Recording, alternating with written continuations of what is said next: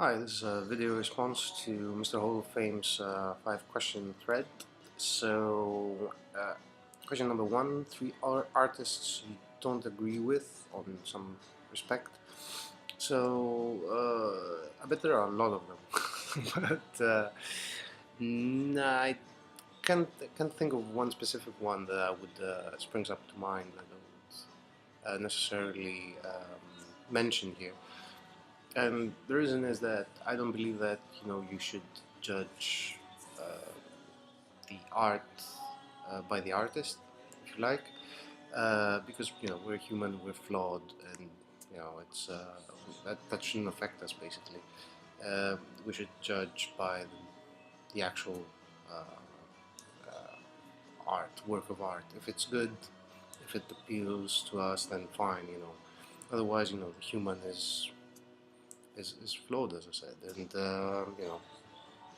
he might not be a good person, might not be whatever, but if what he makes is good, then two thumbs up.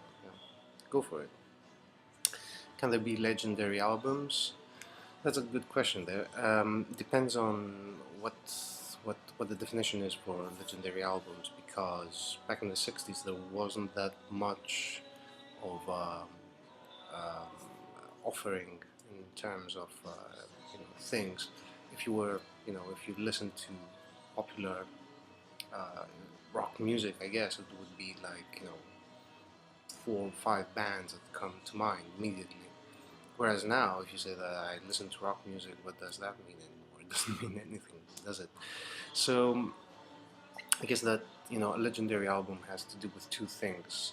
First of all is time, and the second one is how how big it becomes, how many people actually listen to it, and the combination of those two actually make it a legendary album. So, for example, Velvet Underground and Nico, they, as somebody said, it's like when it came out, 500 people actually bought the record.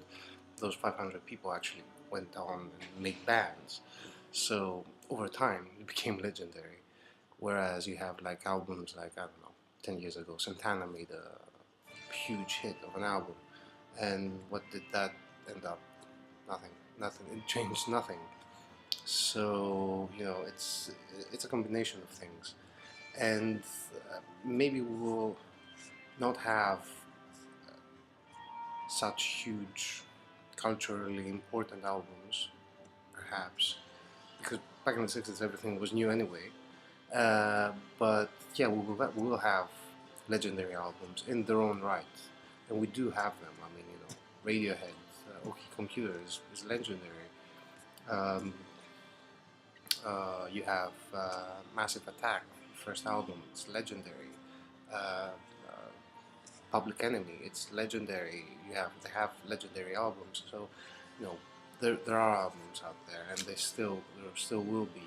But it takes time. It takes time to evaluate it.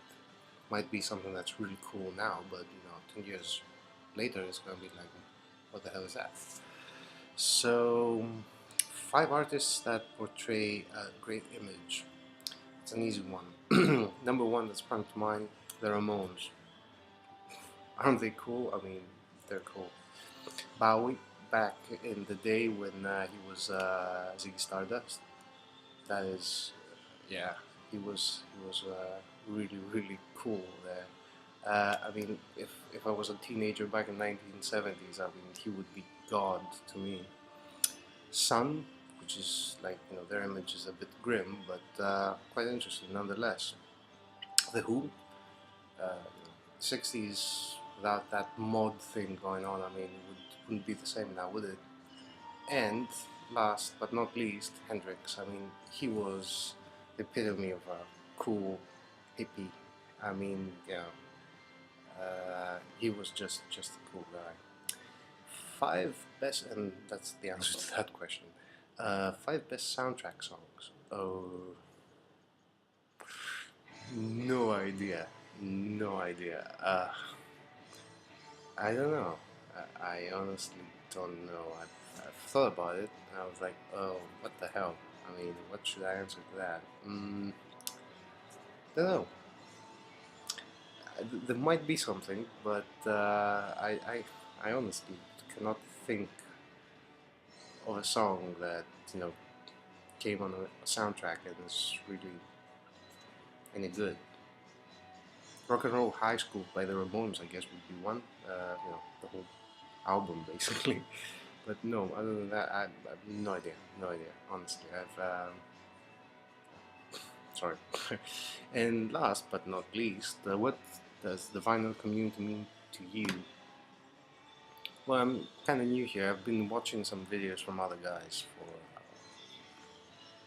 like since basically I discovered this community uh, in December, watching some dance videos, and I was like, oh look, we found this and that and the other, and I just had I had set up my stereo with a record player, and I was like, yeah, well, I'll buy some albums here and there, and so I got into it, and what it means to me is that first of all, you find like-minded people, and I want to go to record hunting with other people that are like-minded, where I can stay in the record shop and just look around, and I can show the record. Oh, look, I found this, and it's like, oh, don't you have that kind of thing.